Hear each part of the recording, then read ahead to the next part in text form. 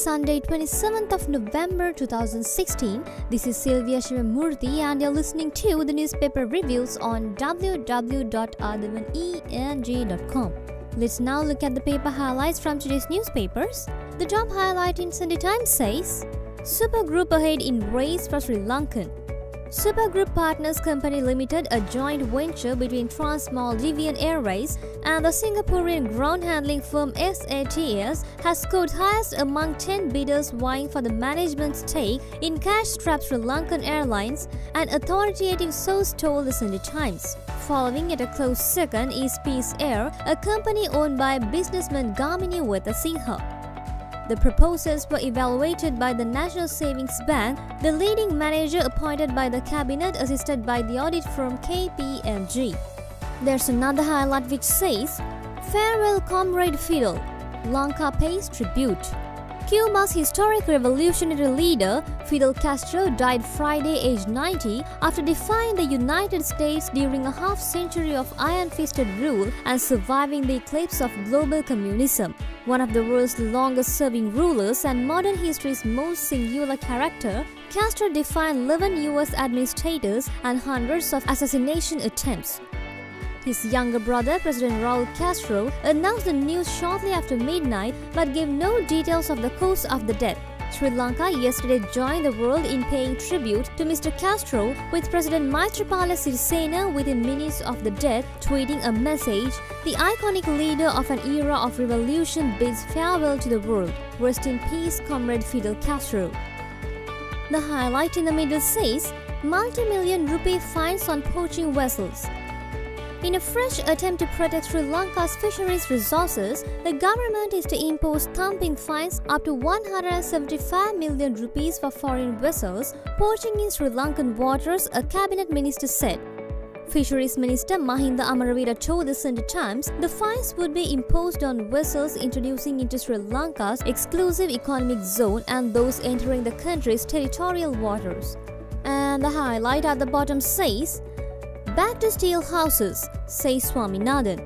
The government will soon start building prefabricated steel houses for war-affected people in the north and east, Rehabilitation and Resettlement Minister D.M. Swaminathan said. He made the announcement despite a cabinet-appointed negotiating committee rejecting the ArcelorMittal project and recommending fresh tenders. Let's now look at the paper highlights in Sunday Observer. The top highlight says, Pardon for remand prisoners held without trial.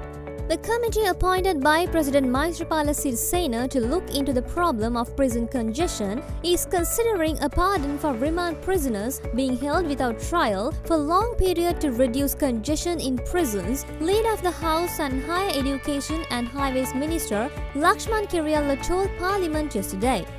We have to give a pardon to deserving prisoners who are in remand custody, the minister said. Minister Kiriyalla said President has appointed a committee with Prime Minister Ranil Wickremesinghe, Justice Minister Dr. Vijayadasa Rajapaksa and officials from relevant departments to look into the problem, including possible pardon for deserving cases.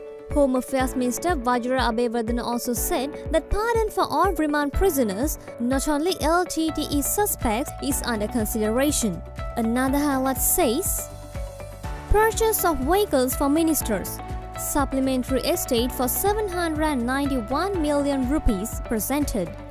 A supplementary estimate to purchase 28 cars at a cost of 791 million rupees for 27 ministers, deputy ministers, state ministers and opposition leader R. Sambandhan was submitted to Parliament yesterday seeking its approval.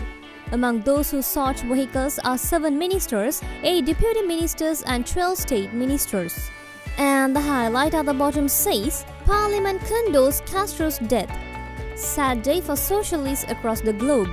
Parliament yesterday expressed condolences on the demise of Cuban revolutionary leader Fidel Castro. And now let's move to the paper highlights in Ceylon today. The top highlight says, Government to import 28 new cars for ministers. There's another highlight which says, R.I.T. Alice's third death anniversary.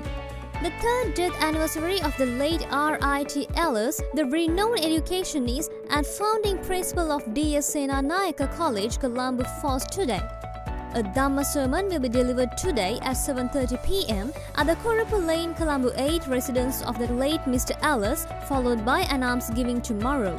The highlight in the middle says, Anglebird in town. Anglebird Humperdinck will begin his performance in Sri Lanka with a show at the Sri Lanka Exhibition and Convention Centre at 5 p.m. today. And the highlight at the bottom says, there are a few hundred ISIS supporters in Sri Lanka. The Islamic State of Iraq and Syria, also known as the ISIL and the Islamic State, is a serious threat to the world. Justice Minister Vijayadasa Rajapaksa recently told Parliament that 32 Sri Lankans of 4 families have gone to Syria and joined the ISIS. Surprisingly, the government later denied Rajapaksa's claim. Some sections of society are demanding a ban on the ISIS terrorist organization. The government seems to be slow to take action in this regard. In this backdrop, Ceylon Today spoke to international terrorism expert Professor Rohan Gunaratne on this matter. That's all for today's newspaper highlights, and we'll get back to you with more news tomorrow. Thank you.